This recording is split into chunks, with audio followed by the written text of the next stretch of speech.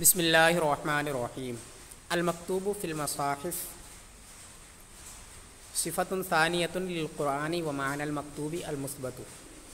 لأن المکتوب فی الحقیقۃ هو النقوش دون اللفظ والمعنى وإنما هما مثبتان فی المصاحف فاللفظ مثبت أيضا حقیقة والمعنى مثبت تقدیرا۔ القرآن المنزل علی الرسول المکتوب فی المصاحف، قرآن وہ ہے جو رسول اللہ صلی اللہ تعالیٰ علیہ وسلم پر نازل ہوا اور مصحفوں میں لکھا ہوا ہے۔ صفۃ ثانیۃ للقرآن، یہ قرآن کی دوسری صفت ہے۔ پہلی صفت یہ تھی المنزل علی الرسول، اور دوسری صفت ہے المکتوب فی المصاحف، جو مصحفوں میں لکھا ہوا ہے۔ ومعنی المکتوب المثبت، المکتوب فی المصاحف کا معنی ہے المکتوب یعنی المثبت فی المصاحف، یہ معنی ہے اس کا کہ جو مصحفوں میں ثابت شدہ ہے، لکھا ہوا ہے۔ یہ اصل معنی مراد نہیں ہے، بلکہ معنی مراد ہے المکتوب فی المصاحف سے المثبت فی المصاحف۔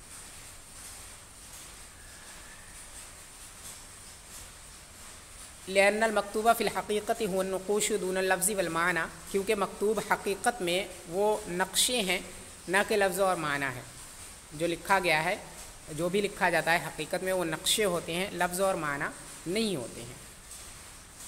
وإنما هما مثبتان فی المصاحف، اور یہ دونوں کے دونوں لفظ اور معنی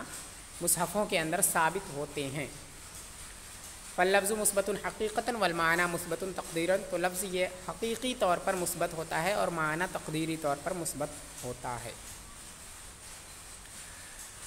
المصاحف یہ اس کو کہتے ہیں جس کے اندر چند صحیفے اور چند رسالوں کو جمع کیا جائے، چند صحیفے یا چند رسالوں کو جس میں جمع کر دیا جائے اس کو مصحف کہتے ہیں، اس کی جمع ہے مصاحف۔ تو المکتوب فی المصاحف جو مصحفوں میں لکھا ہوا ہے، اور یعنی قرآن شریف وہ ہے جو رسول اللہ صلی اللہ تعالیٰ علیہ وسلم پر نازل ہوا ہے اور اس کو مصحفوں میں لکھا گیا ہے۔ تو یہ دوسری صفت ہو گئی قرآن کی۔ پہلی صفت المنزل علی الرسول اور المکتوب فی المصاحف، یہ دوسری صفت ہے۔ اب ومعنی المکتوب المثبت سے لے کر کے مثبت تقدیراً تک یہ ایک سوال کا جواب ہے، ایک اعتراض کا جواب ہے۔ اعتراض یہ ہے کہ آپ نے کہا کہ المکتوب فی المصاحف،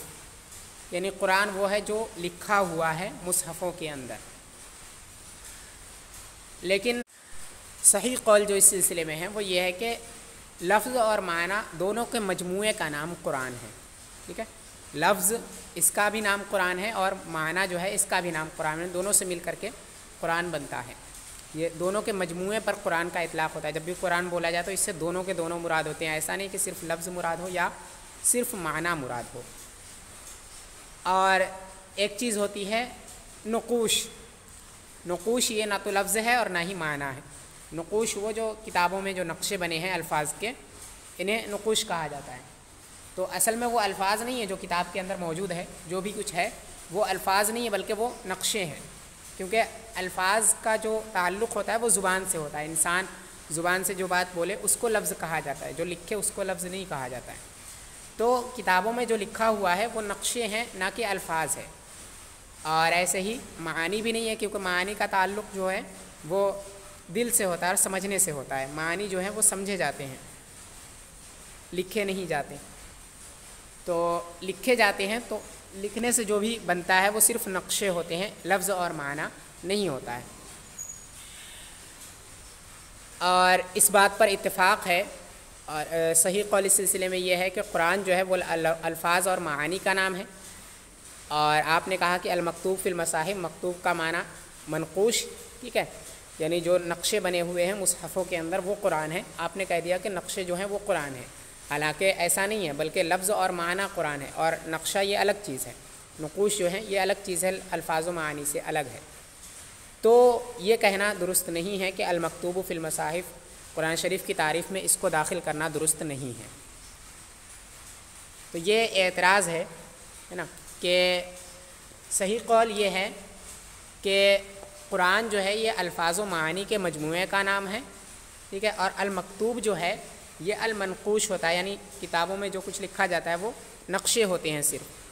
اور آپ نے کہا المکتوب فی المصاحف یعنی المنقوش فی المصاحف، کتابوں میں مصحفوں میں جو نقشے بنے ہوئے ہیں وہ قرآن ہے. حالانکہ کسی کے نزدیک بھی ایسا نہیں ہے کہ جو نقشے ہوتے ہیں مصحفوں کے اندر وہ قرآن ہے، کسی نے بھی ایسا نہیں کہا ہے، بلکہ سب نے یہی کہا کہ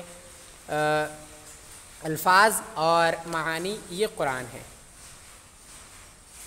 تو یہ کہنا کس طرح سے درست ہے کہ قرآن وہ ہے جو مصحفوں میں لکھا گیا ہے، یہ کہنا درست نہیں ہے، یہ اعتراض ہے. اس کا جواب انہوں نے دیا کہ ومعنی المکتوب المثبت، مکتوب کا معنی یہاں پر مثبت ہے. لأن المکتوب فی الحقیقت هو النقوش دون اللفظ والمعنی، کیونکہ مکتوب جو ہے وہ حقیقت میں نقشے ہیں نہ کہ لفظ اور معنی، ٹھیک ہے. اور یہ دونوں تو مصحفوں کے اندر ثابت ہوتے ہیں، جزئی نیست کہ یہ دونوں مصحفوں کے اندر ثابت ہوتے ہیں. تو لفظ یہ حقیقی طور پر مثبت ہوتا ہے اور معنی تقدیری طور پر مثبت ہوتا ہے. تو جب مکتوب کو مثبت کے معنی میں رکھتے ہیں تو اس وقت مطلب یہ ہوگا کہ قرآن وہ ہے جو مصحفوں میں ثابت شدہ ہے، جس کو مصحفوں میں ثابت کیا گیا ہے. اور جب بھی نقشے بنائے جاتے ہیں تو وہ کسی نہ کسی، اگر اس کو زبان سے بولنا ہو تو اس کے لیے کوئی نہ کوئی لفظ ہوگا. تو نقشوں کا تعلق یہ لفظ سے ہوتا ہے. حقیقت میں نقشے لفظ نہیں ہوتے ہیں لیکن ان کا تعلق لفظ سے ضرور ہوتا ہے. جب بھی کوئی نقشہ ہو، اس کو جب بھی کسی دوسرے کو بتانا ہو بغیر لکھے ہوئے، بغیر اس کا نقشہ بنائے ہوئے، تو زبان سے بولیں گے، اور جب زبان سے بولیں گے تو وہی نقشہ جو ہے وہ لفظ کی صورت میں بن جائے گا. تو نقشے کا تعلق یہ لفظ سے حقیقی طور پر ہوتا ہے بغیر کسی واسطے کے. محض نقشے سے ہی اس کو دیکھ کر کے انسان اسی کو بولتا ہے، تو بغیر کسی واسطے کے اس کا تعلق، نقشے کا تعلق لفظ سے ہے. تو جب مکتوب یہ مثبت کے معنی میں ہوا تو جہاں بھی نقشہ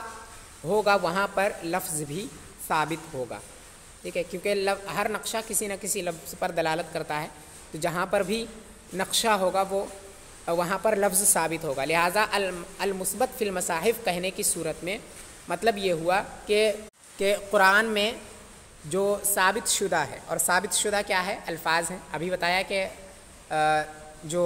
نقشے ہوتے ہیں، جہاں پر بھی نقشے ہوں وہ کسی نہ کسی لفظ پر دلالت کرتے ہیں. تو جب مصحفوں کے اندر نقشے بنے ہوئے ہیں تو وہ کسی نہ کسی لفظ پر دلالت کریں گے. جب لفظ پر دلالت کریں گے تو یہ لفظ جو ہے ان نقشوں کے ذریعے سے ثابت ہوں گے وہاں پر. تو المکتوب فی المصاحف جب یہ المثبت فی المصاحف کے معنی میں ہو تو اس کی دلالت جو ہے وہ لفظ پر ہو جائے گی، کیونکہ مصاحف کے اندر لفظ ثابت شدہ ہے، ٹھیک ہے. تو کیونکہ نقشے جو بنے ہوئے ہیں اس میں وہ کسی نہ کسی لفظ پر دلالت کرتے ہیں، تو لفظ جو ہے وہ ان نقشوں کے واسطے سے اس میں ثابت شدہ ہے. اب یہ بات ہو گئی لفظ کی کہ اس وقت اس کا مطلب یہ ہوگا کہ قرآن وہ الفاظ ہیں جو مصحفوں میں ثابت شدہ ہے، ٹھیک ہے. پھر اس کے بعد معنی، الفاظ اور معنی دونوں کے مجموعے کا نام قرآن ہے، تو معنی کا بھی اس میں ثابت ہونا ضروری ہے. تو جہاں بھی کوئی لفظ ثابت ہوتا ہے تو اس کے ساتھ ساتھ معنی بھی ثابت ہوتا ہے، ٹھیک ہے. جب بھی کوئی لفظ بولے گا تو اس کا کوئی نہ کوئی معنی ہوگا، اس سے کوئی نہ کوئی مطلب سمجھا جائے گا. اسی وجہ سے جب قرآن شریف کے اندر، مصحفوں کے اندر لفظ ثابت ہوگا تو اسی کے واسطے سے معنی بھی ثابت ہو جائے گا، کیونکہ ہر لفظ کا کوئی نہ کوئی معنی ہوتا ہے. جب لفظ ثابت ہے تو معنی بھی ثابت ہے. تو نقشے جو ہیں یہ لفظ پر دلالت کرتے ہیں، اور لفظ جو ہیں، الفاظ ہیں، یہ معانی پر دلالت کرتے ہیں. تو نقشے جو ہے یہ الفاظ کے واسطے سے معانی پر بھی دلالت کریں گے، ٹھیک ہے. حقیقی طور پر نہیں لیکن تقدیری طور پر یہ ضرور اس پر دلالت کریں گے. تو لفظ جو ہے یہ حقیقی طور پر ثابت ہو گیا مصحفوں کے اندر، کیونکہ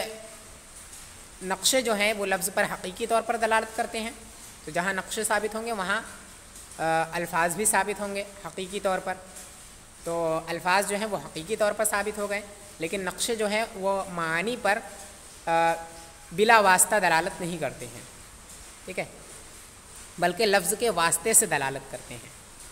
کیونکہ لفظ سے، الفاظ سے معانی سمجھے جاتے ہیں. جب بھی کوئی نقشہ دیکھ کر کے ہی کوئی کچھ سمجھتا ہے تو اس کو دل میں ہی کچھ بولتا ہے، پھر اس سے کچھ سمجھتا ہے۔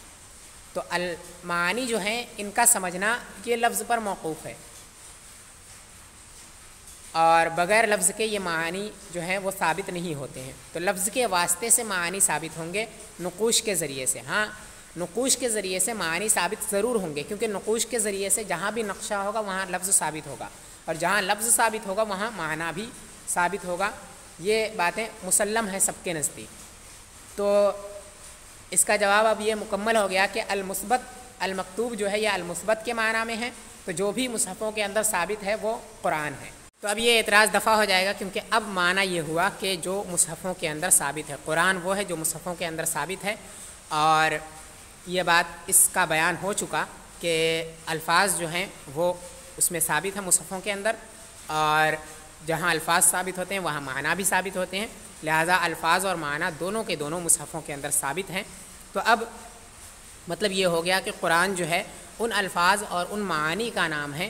وہ الفاظ اور وہ معانی ہیں جو مصحفوں کے اندر ثابت شدہ ہیں۔ ٹھیک ہے، اب اس صورت میں کوئی بھی اعتراض نہیں ہوگا، کیونکہ یہ جمہور کا جو مذہب ہے اس کے مطابق ہو گیا کہ قرآن جو ہے یہ الفاظ اور معانی کا نام ہے۔ تو وہی اعتراض اور جواب اس کا ہے، وَمَعْنَى الْمَكْتُوبِ الْمُثْبَتِ لِأَنَّ الْمَكْتُوبَ فِي الْحَقِيقَةِ هُوَ النُّقُوشُ دُونَ اللَّفْظِ وَالْمَعْنَى، یہاں تک یہ اعتراض کی طرف اشارہ ہے۔ پھر اس کے بعد وَإِنَّمَا هُمَا مُثْبَتَانِ فِي الْمَصَاحِفِ فَاللَّفْظُ مُثْبَتٌ حَقِيقَةً وَالْمَعْنَى مُثْبَتٌ تَقْدِيرًا، یہ جواب ہے اس کا اعتراض کا کہ اعتراض یہ ہے کہ لفظ اور معنی دونوں کے مجموعے کا نام قرآن ہے،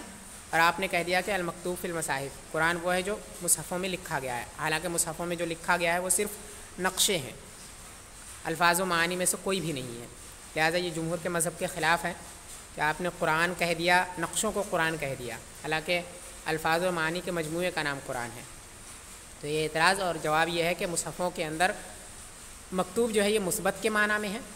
تو ہم نے یہ کہا کہ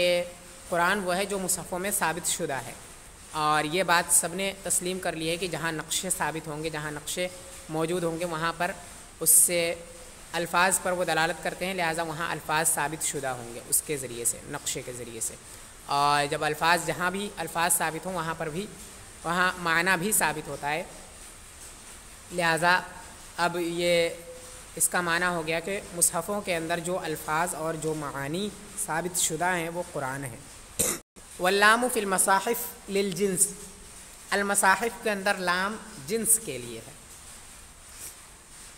یعنی المکتوب فی المصاحف کے اندر الف لام جو ہے وہ الف لام جنس کا ہے۔ ولا يضر تعمیمہ لغیر القرآن لأن القید الأخیر یخرجہ، اور اس کا غیر قرآن کو شامل ہونا ضرر نہیں دے گا، کیونکہ آخری قید اس کو نکال دے گی، آخری قید غیر قرآن کو نکال دے گی۔ یہ بھی اصل میں ایک اعتراض کا جواب ہے۔ اعتراض یہ ہے کہ المکتوب فی المصاحف میں جو الف لام ہے وہ کس کا ہے؟ استغراق کا نہیں ہو سکتا ہے، عہد خارجی کا بھی نہیں ہو سکتا ہے، اور اسی طرح جنس کا اور عہد ذہنی کا کسی کا بھی نہیں ہو سکتا ہے۔ استغراقی کا تو ظاہر ہے کہ سب کو شامل ہو جائے گا، تو اور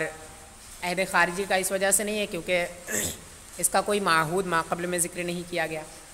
پھر اس کے بعد جنس کا اس وجہ سے نہیں ہے کہ اگر یہ کہہ دیتے ہیں کہ جنس کے لیے ہے تو اس وقت مطلب یہ ہوگا کہ قرآن ان الفاظ اور ان معانی کا نام ہے جو مصحفوں میں ثابت ہے، تمام مصحفوں میں ثابت ہے۔ ٹھیک ہے، مصحف میں نے بھی بتایا کہ مصحف جو ہے یہ اس کتاب کو کہتے ہیں جس کے اندر چند رسالوں یا صحیفوں کو جمع کیا جائے، اس کو مصحف کہتے ہیں۔ تو مصحف جو ہے یہ قرآن بھی ہو سکتا ہے اور غیر قرآن بھی ہو سکتا ہے، جس کے اندر رسالوں کو جمع کیا گیا ہوگا۔ تو اس وقت مطلب یہ ہوگا اگر جنس کے لیے ہے تو جنسیت مراد ہوگی، مصحف کی جنسیت، اور مصحف کی جنسیت کیا ہے کہ وہ اس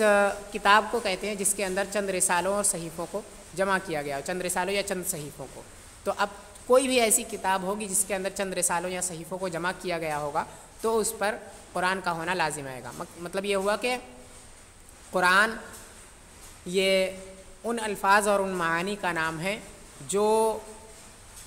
کسی بھی مصحف کے اندر ثابت ہے، تو جو مصحفوں کے اندر ثابت ہے. ٹھیک ہے، اور مصحف یہ سب کو شامل ہے، بہت ساری قرآن کے علاوہ بھی اور بھی کتابیں مصحف میں شمار ہیں، تو ان سب کو یہ قرآن شامل ہو جائے گا. تو یہ اعتراض ہے، اسی وجہ سے کہتے ہیں یہ جنس کے لیے بھی نہیں ہو سکتا ہے الف لام، اور عہد ذہنی کے لیے بھی نہیں مان سکتے ہیں. اس کی وجہ یہ ہے کہ اگر عہد ذہنی کے لیے مانتے ہیں تو اس کا جو معہود ہوگا وہ مصاحف ہوں گے جو قرأت سبع کے مصاحف ہیں الگ الگ، ہر قرأت کا الگ الگ مصحف ہے، اس میں جو مذکور ہے، اس میں جو مکتوب ہے، اس پر قرآن کا اطلاق ہوگا. مطلب یہ ہوگا کہ قرآن وہ ہے جو قرائے سبع کے مصاحف میں لکھا ہوا ہے. تو اب قرآن کی تعریف میں یہ کہا گیا کہ قرآن وہ ہے جو مصحف میں لکھا ہوا ہے. ٹھیک ہے، اور مصحف جو ہے اس کی تعریف میں یہ کہا جاتا ہے، اگر کوئی پوچھے مصحف کیا ہے تو کہا جاتا ہے مصحف وہ ہے جس میں قرآن لکھا ہوا ہے. تو اب یہاں پر دور لازم آئے گا. دور کہتے ہیں کہ ایک چیز دوسری چیز پر موقوف ہو اور وہ دوسری چیز اسی پہلی چیز پر موقوف ہو.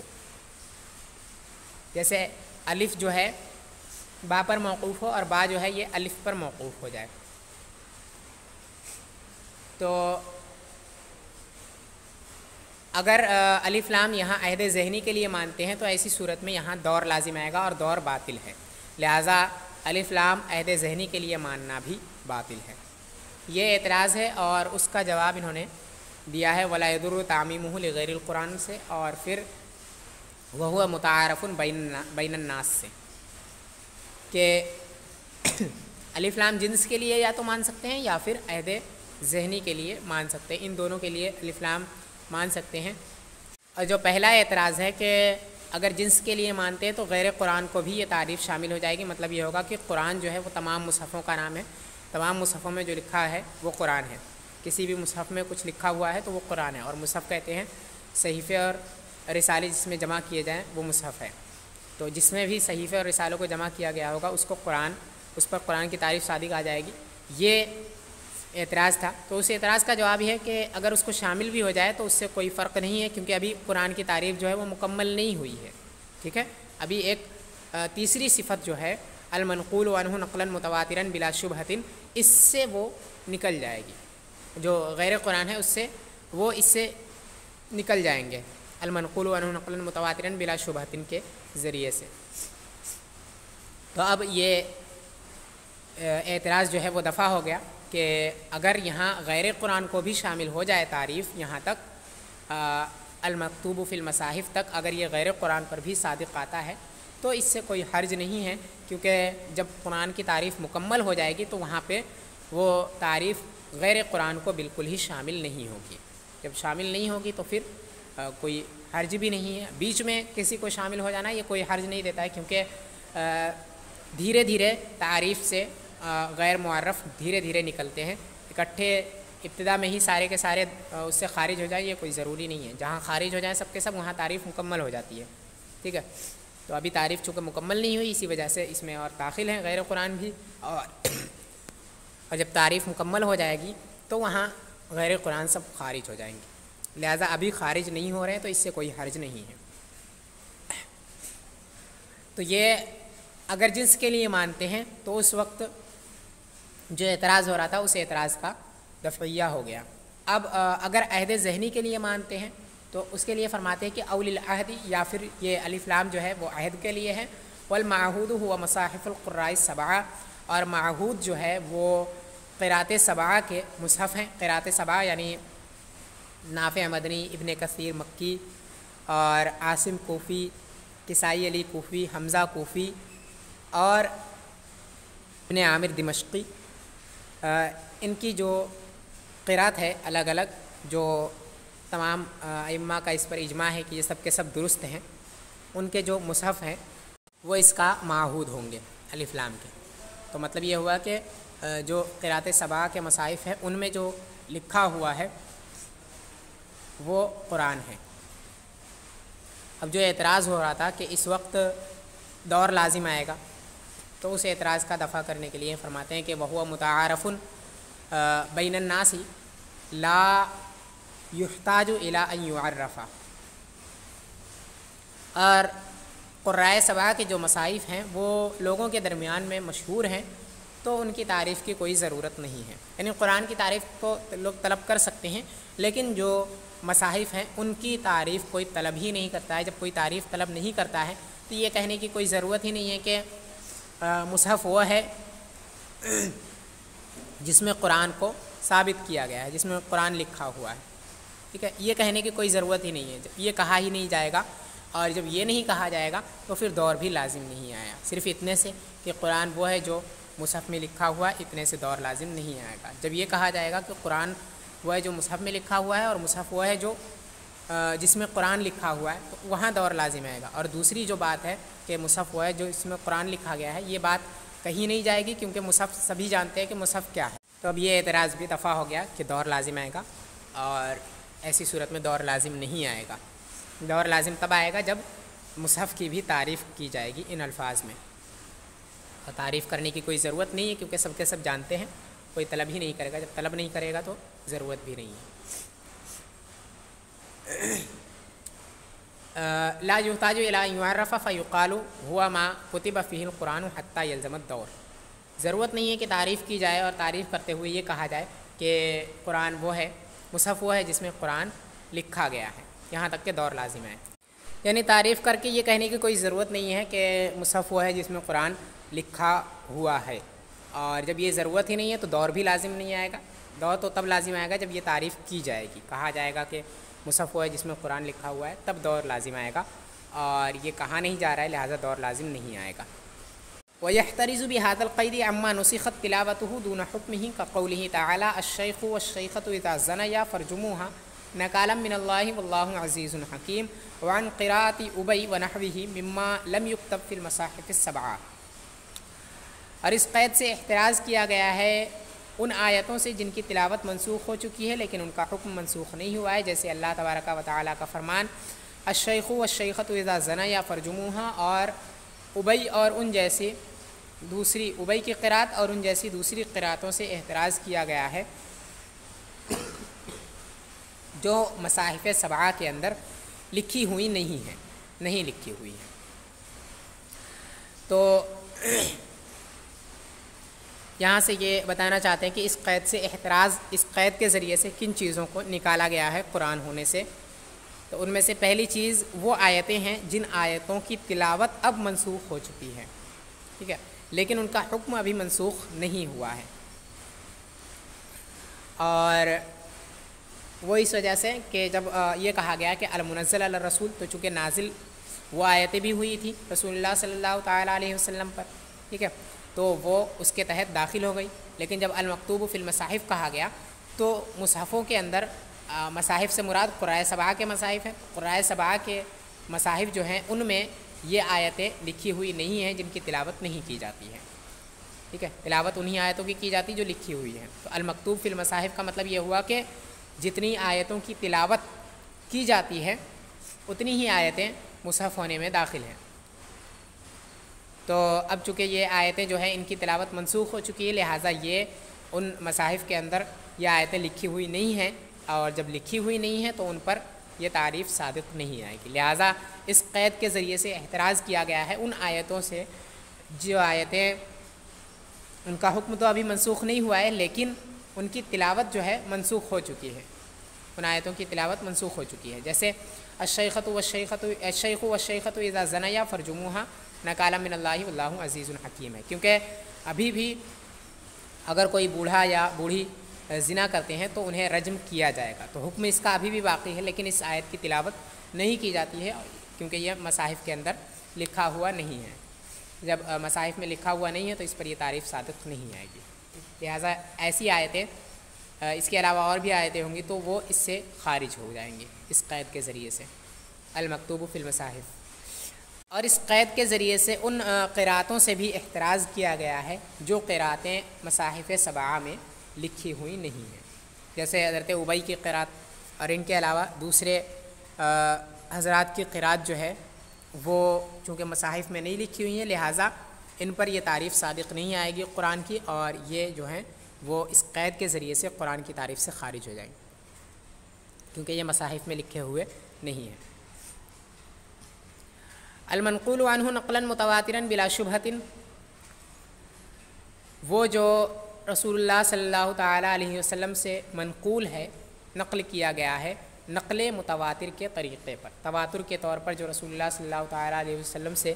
منقول ہوا ہے بغیر کسی شبہے کے، یعنی قرآن وہ ہے جو رسول اللہ صلی اللہ علیہ وسلم پر نازل ہوا، مصحفوں میں لکھا ہوا ہے، اور رسول اللہ صلی اللہ تعالیٰ علیہ وسلم سے تواتر کے طور پر منقول ہوا ہے، اور ایسے منقول ہو کر ہم تک پہنچا۔ تو یہ قرآن وہ ہے جو رسول اللہ صلی اللہ تعالیٰ علیہ وسلم سے تواتر کے ساتھ منقول ہوا ہے بغیر کسی شبہہ کے۔ تواتر کہتے ہیں کہ جس کو روایت کرنے والے اتنے زیادہ ہوں کہ ان سب کا جھوٹ پر متفق ہونا عقلاً محال ہو، ٹھیک ہے، یعنی بہت سارے لوگ، اتنے سارے لوگوں نے اس کی روایت کی ہو، اتنے حضرات نے اس کی روایت کی ہو کہ اگر اتنے لوگ کوئی بات کہتے ہیں، ایک جیسی بات اگر اتنے لوگ کہتے ہیں تو ہر کوئی ان کی بات مان لیتا ہے، اور کسی کے بھی عقل میں یہ نہیں آتا ہے کہ اتنے سارے لوگ جھوٹ بول رہے ہوں گے، بلکہ بات ایسی نہیں ہے۔ تو اسی کو تواتر کہتے ہیں کہ تواتر وہ ہے، ایسی روایت ہے جس کو بہت سارے لوگوں نے، اتنی بڑی تعداد کے لوگوں نے روایت کی ہو کہ جن سب کا جھوٹ پر متفق ہونا عقلاً محال ہو۔ تو یہ ہے تواتر کی تعریف۔ تو قرآن جو ہے وہ ہے جو اس طور پر رسول اللہ صلی اللہ تعالیٰ علیہ وسلم سے منقول ہو کر ہم تک پہنچا ہے بغیر کسی شبہے کے۔ یہ قرآن کی تیسری صفت ہے، صفت ثالثۃ للقرآن، قرآن کی یہ تیسری صفت ہے، یعنی المنقول عنہ نقلا متواترا، یہ تیسری صفت ہے۔ پہلی صفت المنزل علی الرسول، دوسری المکتوب فی المصاحف، اور تیسری المنقول عنہ نقلا متواترا بلا شبہۃ، یہ تیسری صفت ہے۔ ای المنقول علی الرسول صلی اللہ علیہ وسلم نقلا متواترا بلا شبہۃ فی نقلہ، انہوں میں جو ضمیر کا مرجع ہے وہ رسول اللہ صلی اللہ تعالیٰ علیہ وسلم ہے، اور جو بلا شبہ ہے، اس بلا شبہ کا مطلب یہ ہے کہ اس کے نقل کرنے میں کوئی شبہ نہیں ہے۔ واحترز بقولہ متواترا اما نقل بطریق الآحاد کقراءۃ ابی فی قضاء رمضان، اور اعتراض کیا ہے مصنف علیہ الرحمٰن نے متواترن کی قید سے، ان قراءتوں سے جن کی روایت آحاد کے طریقے پر منقول ہے، جو آحاد کے طریقے پر منقول ہیں، جیسے ابی کی قراءت قضاء رمضان کے سلسلے میں فعدۃ من ایام اخر متتابعات، فعدۃ من ایام اخر متتابعات، تو متتابعات یہ صرف اور صرف ابی کی قراءت میں ہے، اور ان کی جو قراءت ہے وہ تواتر کے طور پر منقول نہیں ہے، یہ آیت تواتر کے طور پر منقول نہیں ہے، اور جو تواتر کے طور پر منقول ہیں ان میں متتابعات کی قید نہیں ہے۔ وَأَمَّا نُقِلَ بِطَرِيقِ الشُّهْرَةِ كَقِرَاءَةِ ابن مسعود فی حد السرقة فَقْطَعُوا أَيْمَانَهُمَا، اور ان روایتوں سے جو شہرت کے طریقے پر منقول ہوئی ہیں، جیسے ابن مسعود کی قراءت حد سرقہ کے اندر فَقْطَعُوا أَيْمَانَهُمَا، تو یہ جو یہاں پر فَقْطَعُوا أَيْمَانَهُمَا ہے یہ تواتر کے طور پر منقول نہیں ہے، اور جو تواتر کے طور پر منقول ہے ان میں فَقْطَعُوا أَيْدِيَهُمَا ہے۔ اور کفارہ یمین کے سلسلے میں فصیام 3 ایام متتابعات، اس میں بھی متتابعات منقول ہے، اور یہ بھی احاد کے طریقے پر چونکہ منقول ہے شہرت کے طریقے پر، اور جو تواتر کے ساتھ جو روایت منقول ہے اس میں متتابعات کی قید نہیں ہے۔ تو ان جیسی قراءتوں سے، ان جیسی روایتوں سے احتراز کیا گیا ہے، ان جیسی قراءتوں سے احتراز کیا گیا ہے جن قراءتوں کی روایت یہ تواتر کے طور پر منقول نہیں ہے، جو تواتر کے طریقے پر نقل نہیں کی گئی ہیں، ان سے احتراز کیا گیا ہے، کیونکہ یہ جو آیتیں ہیں ان کی روایت تواتر کے طریقے پر نہیں ہے، اور تواتر کے طریقے پر جو روایت ہیں وہ مصاحف 7 کے اندر لکھی ہوئی ہیں، جیسے کہ ہمارے یہاں اور فقطعوا ایدیہما ہے، ایسے ہی فصیام ثلاثۃ ایام متتابعات نہیں ہے، اور اس سے پہلے والے میں بھی متتابعات نہیں ہے۔ تو یہ تواتر کے ساتھ منقول ہے، اور یہ جو ہیں ان میں سے کچھ احاد کے طریقے پر اور کچھ شہرت کے طریقے پر۔ روایت بطریق الاحاد اس کو کہتے ہیں کہ جس کے اندر تواتر کی قید نہ پائی جائے، یعنی جس کو روایت کرنے والے اس تعداد کو نہ پہنچے ہو جو تعداد اس تواتر کے اندر ضروری ہوتی ہے، اس تعداد تک اگر اس کو روایت کرنے والے نہ پہنچے ہو، کسی ایک زمانے میں بھی اگر ایسا ہوا تو وہ تواتر کی قید سے خارج ہو جاتی ہے، تواتر سے وہ خارج ہو جاتی ہے وہ روایت، اگر اس کو روایت کرنے والے اتنے زیادہ نہ ہو جتنوں کا متواتر میں ہونا ضروری ہوتا ہے۔ اگر اس کو روایت کرنے والے اتنے زیادہ نہیں ہو جتنوں کا جھوٹ پر متفق ہونا عقلاً محال ہے، تو پھر وہ احاد کی قسم سے ہو جائے گی اور وہ تواتر سے خارج ہو جائے گی۔ اور احاد کی ہی ایک قسم ہے مشہور، شہرت کے طور پر جس کی روایت شہرت کے طور پر کی گئی ہو۔ تو مشہور اس کو کہتے ہیں جس کی روایت کرنے والے پہلے زمانے میں، یعنی حضور اکرم صلی اللہ علیہ وسلم اور صحابہ کے زمانے میں، جب حضور صلی اللہ تعالیٰ علیہ وسلم جب تک رہیں، ہجرت کے بعد سے لے کر کے ان کے وفات تک، یہ زمانہ جو ہے قرن اول اس کو کہتے ہیں۔ قرن اول میں اس کو روایت کرنے والے تواتر تک نہ پہنچے ہو، اور اس کے بعد جو ہے ہر زمانے میں اس کو روایت کرنے والے تواتر تک پہنچ گئے ہوں، تو پھر اس کو مشہور کہا جاتا ہے۔ تو چونکہ قرآن کی روایت میں تواتر کی قید لگائی گئی ہے، لہٰذا مشہور جو ہے اور جو احاد ہے وہ اس میں داخل نہیں ہے، یعنی جن آیتوں کی روایت احاد کے طریقے پر یا پھر مشہور کے طریقے پر کی گئی ہے وہ سب کے سب قرآن ہونے سے خارج ہو جائیں گے، ٹھیک ہے۔ تو اسی وجہ سے یہ جو مثالیں دی انہوں نے، فعدۃ من ایام اخری متتابعات اور فقطعوا ایمانہما اور فصیام ثلاثۃ ایام متتابعات، یہ سب کے سب قرآن ہونے سے خارج ہو جائیں گے، کیونکہ ان کی روایت احاد کے طریقے پر ہے یا تو مشہور کے طریقے پر ہے، تواتر کے طور پر نہیں ہے، تو یہ قرآن کی تعریف سے خارج ہے۔ وقولہ بلا شبہۃ تاکید علی مذہب الجمہور، اور ان کا قول بلا شبہۃ یہ تاکید ہے جمہور کے مذہب پر، لأن کل ما یکون متواترا یکون بلا شبہۃ، کیونکہ جو بھی متواتر ہو وہ بغیر کسی شبہ کے ہوتا ہے۔ یعنی بلا شبہۃ اس کا کیا فائدہ ہے اس کو بیان کر رہے ہیں کہ کیونکہ جمہور جو ہیں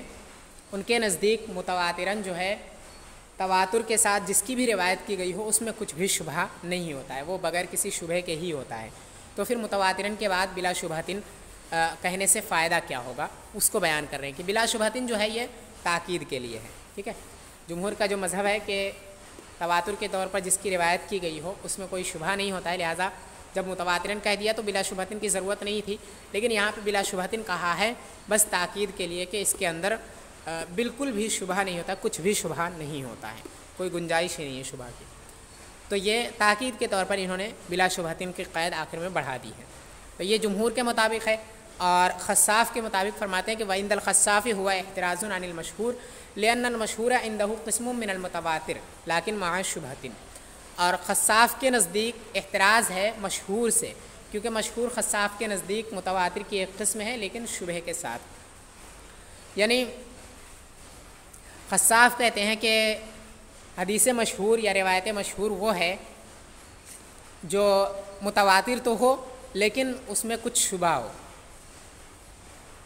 اور جمہور کہتے ہیں کہ متواتر میں بالکل ہی شبہ نہیں ہوتا ہے، اگر اس کی تعداد تواتر کو کسی بھی روایت کی تعداد اگر تواتر تک ہر زمانے میں پہنچی رہی تو اب اس میں کوئی شبہ نہیں ہے، وہ متواتر ہے اور اس میں کوئی شبہ نہیں ہے۔ لیکن خصاف کہتے ہیں کہ تواتر میں بھی شبہ ایک قسم ہے جس قسم کے اندر شبہ پایا جاتا ہے، لہٰذا ان کے نزدیک بلا شبہۃ کہنے سے وہ نکل جائیں گے، جو تواتر کی مشہور قسم ہے وہ نکل جائے گی۔ یعنی جو حدیث مشہور یا روایت مشہور جو ہے یہ تواتر کی ہی ایک قسم ہے خصاف کے نزدیک، اور یہ ایسی قسم ہے جس قسم کے اندر جس روایت تواتر کے اندر متواتر کے طریقے پر جس کی روایت کی گئی ہو اور اس روایت میں کچھ شبہ ہو تو وہ مشہور کی قسم ہے، خصاف کے نزدیک، اور جب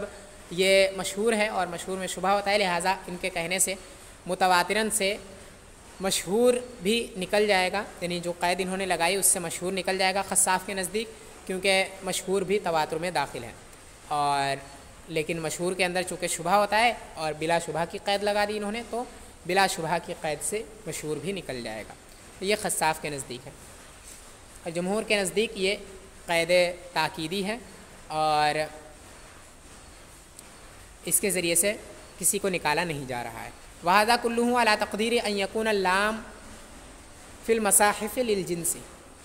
اور یہ سب کے سب اس تقدیر پر ہیں جب لام جو ہے مصاحف کے اندر جنس کے لیے ہو. یعنی یہ جو پوری بات گزری ابھی کے بلا شبہتن، اور اس سے پہلے تواتر جو ہے، ان کی قید سے کس کو نکالا گیا ہے؟ انہوں نے کہا نا کہ اس سے احتراز ہے ایسی قراتوں سے جن کی روایت تواتر کے طریقے پر نہ ہو، جیسے احاد اور مشہور ہیں، اور پھر بلا شبہتن سے اس پر تاکید ہے، اور خصاف کے نزدیک مشہور سے احتراز ہے. تو یہ سب کچھ اس وقت ہے جب ہم یہ کہیں کہ الف لام جو المصاحف کے اندر ہے وہ جنس کے لیے ہے. اگر الف لام کو وہاں جنس کے لیے مانتے ہیں تو پھر یہ سارے اعتراضات ہیں اس وقت،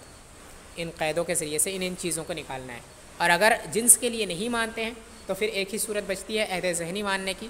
اور عہد ذہنی ماننے کی صورت میں جو اس کا معہود ہے وہ قرات سبع جو ہیں ان کے مصاحف ہیں، وہ اس کے معہود ہیں. تو اب اس کے بارے میں فرماتے ہیں وَأَمَّا إِذَا كَانَ لِلْعَهْدِ فَتَخْرُجُ الْقِرَاءَةُ الْغَيْرُ الْمُتَوَاتِرَةُ كُلُّهَا بِقَوْلِهِ فِي الْمَصَاحِفِ وَيَكُونُ قَوْلُهُ الْمَنْقُولُ عَنْهُ إِلَى آخِرِهِ بَيَانًا لِلْوَاقِعِ. اور جب عہد ذہنی کے لیے ہو تو پھر قرات غیر متواترہ سب کے سب ان کے قول فی المصاحف سے نکل جائیں گے، اور ان کا قول المنقول عنہ الی آخرہ یہ واقعے کا بیان ہوگا. یعنی اگر جنس کے لیے نہیں مانتے ہیں بلکہ عہد ذہنی کے لیے مانتے ہیں المصاحف کا الف لام، تو اس وقت مطلب یہ ہوا کہ قرآن وہ ہے جو مصاحف قرائے سبعہ میں لکھا ہوا ہے. تو چونکہ مصاحف قرائے سبعہ جو ہے یہ ان کی روایت میں جو کچھ بھی ان میں ہے ان سب کی روایت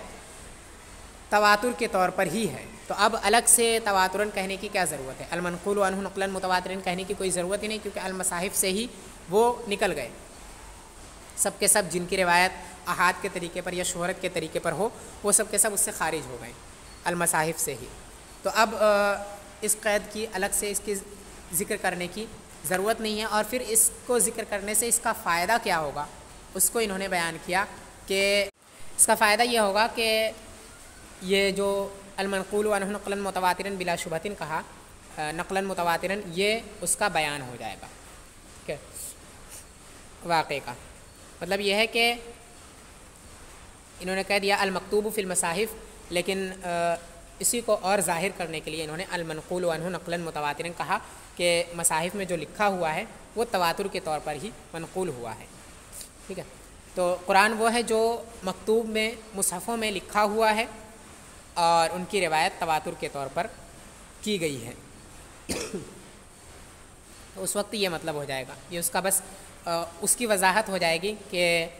مصحفوں میں جو لکھا ہوا ہے وہ ان کی روایت کس طریقے پر ہے. تو اسی کا یہ بیان ہو جائے گا کہ ان کی روایت جو ہے وہ تواتر کے طور پر ہے، احاد اور شہرت کے طور پر نہیں ہے،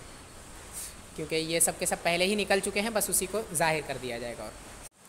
وقیل قوله بلا شبہۃ احتراز عن التسمیۃ لأن فیہا شبہۃ ولذا لم یکفر جاحدہا ولم یجوز الاکتفاء بها فی الصلاۃ ولم تحرم تلاوتها للجنوب والحائض والنفساء. اور کہا گیا ہے کہ ان کا قول بلا شبہۃ احتراز ہے ان کے قول سے بسم اللہ شریف سے، کیونکہ بسم اللہ شریف میں شبہ ہے، اور اسی وجہ سے اس کے انکار کرنے والے کو کافر نہیں کہا جاتا ہے، اور اس پر اکتفا کرنا نماز کے اندر جائز نہیں ہے، اور اس کی تلاوت کرنا جنوبی کے لیے حرام نہیں ہے. ایسے ہی حائضہ اور نفساء کے لیے اس کی تلاوت کرنا بسم اللہ کی یہ حرام نہیں ہے. یعنی ایک دوسرا قول یہ ہے کہ آخر میں جو انہوں نے بلا شبہتن کہا ہے، اس بلا شبہتن سے کیا ہے؟ پہلی والی صورت جو ابھی تک بیان کی گئی اس کے حساب سے تو یہ تاکیدی قول ہے، اور ایک قول کے اعتبار سے جس کو ابھی ذکر کر رہے ہیں اس کے حساب سے یہ بلا شبہتن بھی احتراز ہے، اور احتراز اس سے بسم اللہ شریف سے ہے، یعنی بسم اللہ شریف کو اس قید سے نکالنا مقصود ہے بلا شبہتن سے، کیونکہ بسم اللہ شریف کے اندر شبہ ہے، یہ قول ہے۔ اور شبہ کیوں ہے؟ کیونکہ بسم اللہ شریف اگر کوئی انکار کر دے، کہہ دے کہ بسم اللہ شریف جو ہے یہ قرآن شریف نہیں ہے، تو اس کو کافر نہیں کہا جائے گا۔ ایسے ہی اگر کوئی نماز میں صرف اور صرف بسم اللہ شریف پڑھ لے تو اس کی نماز جائز نہیں ہوگی، اس طرح سے نماز پڑھنا یہ درست نہیں ہے اور نماز اس کی نہیں ہوگی۔ اور ایسے ہی جنوبی حائضہ اور نفسا کے لیے جو ناپاکی کی حالت میں ہوتے ہیں ان کے لیے بسم اللہ شریف کی تلاوت کرنا یہ حرام نہیں ہے، حالانکہ جنوبی اور حائضہ اور نفسا کے لیے بسم اللہ شریف کی تلاوت قرآن شریف کی کسی بھی آیت کی تلاوت کرنا یہ حرام ہے۔ تو ان کا کہنے کا مطلب یہ ہے کہ اگر یہ ساری چیزیں ہیں تو یہ ساری چیزیں اس بات کو بتاتی ہیں کہ بسم اللہ شریف یہ قرآن شریف کا جز نہیں ہے۔ وہ بسم اللہ جو سورتوں کے شروع میں ہوتا ہے، اور وہ بسم اللہ جو سورۃ النمل میں ہے، اس میں سب کا اتفاق ہے کہ یہ بسم اللہ قرآن شریف سے ہے۔ یہ قول جو ہے اس بسم اللہ شریف کے سلسلے میں ہے جو بسم اللہ شریف سورتوں کو جدا کرنے کے لیے اور ان کے ابتدا میں لکھا ہوا ہوتا ہے۔ تو اس کے بارے میں یہ کہتے ہیں کہ بسم اللہ شریف قرآن سے نہیں ہے۔ اس کی وجہ یہ ہے کہ اگر کوئی بسم اللہ شریف کا انکار کر دیتا ہے تو اس کی تکفیر نہیں کی جاتی ہے، حالانکہ اگر کوئی بھی قرآن شریف کی کسی بھی آیت کا انکار کر دے تو وہ کافر ہو جاتا ہے، لہٰذا بسم اللہ شریف کے اعتراض کرنے والے کو کافر نہیں کہا جاتا ہے۔ اس سے ثابت ہوا کہ بسم اللہ شریف یہ قرآن کی آیت نہیں ہے، اگر آیت ہوتی تو اس کے انکار کرنے والے کو کافر کہا جاتا۔ ایسے ہی قرآن شریف کہ کسی بھی جز کا اگر کوئی نماز کے اندر تلاوت کر لے تو وہ اس کے لیے کافی ہوتا ہے، اور اگر کوئی بسم اللہ شریف کی تلاوت کر کے نماز پڑھ لے تو اس کی نماز نہیں ہوئی، یہ کافی نہیں ہے۔ تو اس سے بھی پتہ چلا کہ بسم اللہ شریف قرآن کا جز نہیں ہے۔ ایسے ہی کہتے ہیں کہ جنوبی حائضہ اور نفسا کے لیے قرآن شریف بسم اللہ شریف کی تلاوت کرنا یہ حرام نہیں ہے۔ اگر کوئی جنوبی یا حائضہ یا نفسا کھانا کھانے جا رہے ہوں تو اس کے لیے بسم اللہ شریف وہاں پڑھ سکتے ہیں، حرام نہیں ہے۔ تو یا بھی کوئی یا کسی اور کام کو اگر شروع کر رہے ہیں تو اس وقت بسم اللہ شریف پڑھ لیں تو کوئی حرج نہیں ہے اس میں۔ تو یہ بھی اسی بات پر دلالت کرتا ہے کہ بسم اللہ شریف یہ قرآن کا جز نہیں ہے، کیونکہ جنوبی حائضہ اور نفسا کے لیے قرآن شریف کے کسی بھی آیت کی تلاوت کرنا یہ حرام ہے، اور بسم اللہ شریف کی تلاوت کو حرام نہیں کہا گیا، لہٰذا پتہ چلا کہ بسم اللہ شریف کی تلاوت جو ہے بسم اللہ شریف جو ہے یہ قرآن شریف کا جز نہیں ہے۔ جب ایسا ہے، یعنی یہ ساری چیزیں جب پائی جا رہی ہیں تو ان ساری چیزوں سے اشارہ اسی بات کی طرف ہو رہا ہے کہ یہ جو بسم اللہ شریف ہے اس میں شبہ ہے اور یہ قرآن شریف کا جز نہیں ہے۔ تو اب اس سے احتراز کیا گیا ہے اسی بسم اللہ شریف کے ذریعے سے، اور اب اس تعریف کے تحت بسم اللہ شریف قرآن شریف میں داخل نہیں ہے، یہ قول ہے۔ وَلَصَحُّ أَنَّهَا مِنَ الْقُرْآنِ وَإِنَّمَا لَمْ يُكَفَّرْ جَاحِدُهَا لِوُجُودِ الشُّبْهَةِ وَإِنَّمَا لم يجوز الاکتفاء بها في الصلاة لعدم كونها آية تامة عند البعض وإنما يجوز التلاوة للجنب وأختيه بقصد التبرك لا بقصد التلاوة۔ زیادہ درست بات یہ ہے کہ بسم اللہ قرآن شریف کا جز ہے، یعنی یہ جو قول ابھی ذکر کیا گیا وہ صحیح نہیں ہے، اور صحیح قول یہی ہے کہ بسم اللہ شریف بھی قرآن شریف کا جز ہے، جو بسم اللہ سورتوں کے شروع میں لکھا جاتا ہے وہ بھی قرآن شریف کا جز ہے۔ تو قرآن شریف جو ہے وہ 114 سورتیں اور پھر بسم اللہ شریف اس کے ساتھ ایک آیت، یہ ان سب کا جو مجموعہ ہے وہ قرآن شریف ہے، صرف 114 سورتیں نہیں ہیں، اور بسم اللہ جو ہے وہ قرآن سے خارج نہیں ہے، تو یہ پورا مل کر کے قرآن شریف ہے۔ اور پھر جو اعتراضات تھے، جو انہوں نے یہ کہا تھا کہ اس کے انکار کرنے والے کو کافر نہیں کہا جاتا، تو اس کا جواب دے رہے ہیں کہ انکار کرنے والے کو کافر اس وجہ سے نہیں کہا جاتا ہے، وَإِنَّمَا لَمْ يُكَفَّرْ جَاحِدُهَا لِوُجُودِ الشُّبْهَةِ، اس کے انکار کرنے والے کو کافر شبہ کی وجہ سے نہیں کہا جاتا ہے۔ یعنی اختلاف ہوا ہے علماء کے درمیان میں کہ بسم اللہ شریف جو ہے یہ جز ہے یا نہیں ہے، تو اس اختلاف کی وجہ سے ہی شبہ اس میں پیدا ہو گیا کہ یہ بسم اللہ جز ہے یا نہیں ہے، تو اسی شبہ کی وجہ سے یہ کہا گیا کہ اس کے انکار کرنے والے کو کافر نہیں کہا جاتا ہے، اسی وجہ سے۔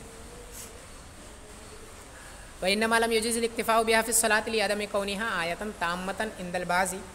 یہ بھی ایک اعتراض کا جواب ہے، وہی جو پیچھے انہوں نے ذکر کیا کہ اکتفا نماز میں جائز نہیں ہے۔ اس پر اس سے بھی پتہ چلتا ہے کہ قرآن شریف کا جز یہ نہیں ہے، تو انہوں نے کہا کہ نہیں جز ہے، تو اب پھر اس اعتراض کا جواب کیا ہوگا کہ اگر جز ہے تو نماز میں تلاوت اس کی تلاوت کرنا یہ کافی ہونا چاہیے تھا، حالانکہ ایسا نہیں ہے، تو اسی کا جواب دے رہے ہیں کہ نماز میں اس کی تلاوت پر اکتفا کرنا جائز اس وجہ سے نہیں ہے کیونکہ یہ بعض کے نزدیک مکمل آیت نہیں ہے، ٹھیک ہے۔ بعض نے کہا ہے کہ قرآن شریف یہ مکمل بسم اللہ یہ مکمل آیت ہے، بسم اللہ الرحمن الرحیم، اور بعض نے کہا کہ مکمل آیت نہیں ہے، تو چونکہ اختلاف ہو گیا اس کے مکمل آیت ہونے میں، لہذا اسی وجہ سے اگر کوئی صرف بسم اللہ شریف نماز میں پڑھے تو نماز کافی نہیں ہے، نماز میں صرف بسم اللہ شریف کا پڑھنا کفایت نہیں کرے گا۔ وَإِنَّمَا يَجُوزُ التِّلَاوَةُ لِلْجُنُبِ وَأُخْتِهِ بِقَصْدِ التَّبَرُّكِ لَا بِقَصْدِ التِّلَاوَةِ، اور پھر آخر میں جو انہوں نے کہا کہ حائضہ جنوبی اور نفسا کے لیے تلاوت جائز ہے، اس سے بھی یہی پتہ چلتا ہے کہ یہ جز ہے، اور پھر انہوں نے کہا کہ نہیں جز نہیں ہے، اور انہوں نے کہا کہ جز ہے، تو اب پھر اس اعتراض کا جواب کیا ہوگا کہ اگر جز ہے تو جنوبی اور حائضہ اور نفسا کے لیے جائز کیوں ہے کہ یہ قرآن شریف کی ایک جز کی تلاوت کرے، حالانکہ کسی بھی جز کی تلاوت کرنا قرآن شریف کے کسی بھی جز کی تلاوت کرنا یہ جائز نہیں ہے، ٹھیک ہے۔ تو اس کا جواب یہ دے رہے ہیں کہ اس کی تلاوت جنوبی حائضہ اور نفسا جنوبی اور اس کے نظائر کے لیے تبرک کے ارادے سے جائز ہے، تلاوت کے ارادے سے جائز نہیں ہے۔ اختی ہی یعنی نظائر، یعنی جواب یہ ہے کہ بسم اللہ جو ہے یہ جس طرح قرآن شریف کی آیت بن کر مشروع ہوا ہے، ویسے ہی یہ کسی بھی معظم کام کے شروع کرنے کے وقت برکت حاصل کرنے کے لیے بھی مشروع ہوا ہے، اور کسی بھی کام کو شروع کرنے کے وقت جنوبی حائضہ اور نفسا کے لیے جو اجازت دی گئی ہے بسم اللہ پڑھنے کی، وہ اجازت اسی اعتبار سے ہے کہ یہ چونکہ مشروع ہوا ہے برکت حاصل کرنے کے لیے، لہٰذا برکت حاصل کرنے کے لیے ان کو پڑھ سکتے ہیں، تلاوت کی غرض سے نہیں پڑھ سکتے ہیں، اور قرآن شریف سے جو اس کا تعلق ہے بسم اللہ کا وہ تلاوت کے اعتبار سے، لہٰذا اب یہ اعتراض نہیں ہوگا کیونکہ تلاوت کے طور پر اس کے جو بسم اللہ ہے اس کی تلاوت کو اس کے پڑھنے کو تلاوت کے طور پر جائز نہیں کہا گیا ہے جنوبی حائضہ اور نفسا کے لیے، بلکہ تبرک کے طور پر کہا گیا ہے، اور لہذا تبرک کے طور پر پڑھ سکتے ہیں کیونکہ بسم اللہ جو ہے یہ تبرک کے لیے بھی نازل ہوا ہے، اور ایسے ہی قرآن شریف کا جز بن کر بھی، لہٰذا اگر قرآن شریف کا جز مان کر کے تلاوت کے طور پر پڑھتے ہیں تو یہ ناجائز ہوگا جنوبی حائضہ اور نفسا کے لیے بھی، ٹھیک ہے۔ تو اب یہ اعتراض نہیں وارد ہوگا کہ جائز کیوں ہے جنوبی حائضہ اور نفسا کے لیے۔